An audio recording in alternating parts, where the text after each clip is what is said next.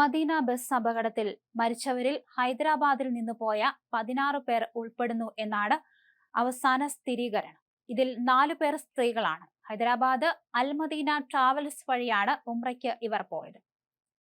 അതേസമയം അപകടത്തിൽ നടുക്കം രേഖപ്പെടുത്തി മുഖ്യമന്ത്രി രേവന്ത് റെഡ്ഡി. അപകടത്തിൽപ്പെട്ടവരുടെ ബന്ധുക്കൾക്ക് ബന്ധപ്പെടാൻ സെക്രട്ടേറിയറ്റിൽ കൺട്രോൾ റൂം പ്രവർത്തനം തുടങ്ങി. സൗദി ഹജ്ജ് ഉംറ മന്ത്രാലയവുമായി ചേർന്ന് പ്രവർത്തിക്കും. തെലങ്കാന സർക്കാരുമായും ഉംറ ഓപ്പറേറ്റർമാരുമായും ബന്ധപ്പെട്ടതായും ഇന്ത്യൻ കോൺസുലേറ്റ് അറിയിച്ചു. 40 പേർ മരിച്ചു എന്നാണ് ഒടുവിൽ ലഭ്യമാകുന്ന വിവരം.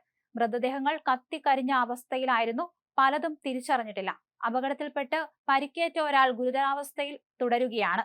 മക്കയിൽ നിന്ന് മദീനയിലേക്ക് പുറപ്പെട്ട ഇവരുടെ ബസ് ഇന്ന് പുലർച്ചെ ഇന്ത്യൻ സമയം 1:30 അതായത് സൗദി സമയം ഇന്നലെ രാത്രി 11 ഒരു പെട്രോൾ ടാങ്കറുമായി കൂട്ടിയിടിച്ച് തീപിടിച്ച അപകടം ഉണ്ടാവുകയായിരുന്നു. ബസ്സിൽ ഉണ്ടായിരുന്നത് 43 പേരായിരുന്നു.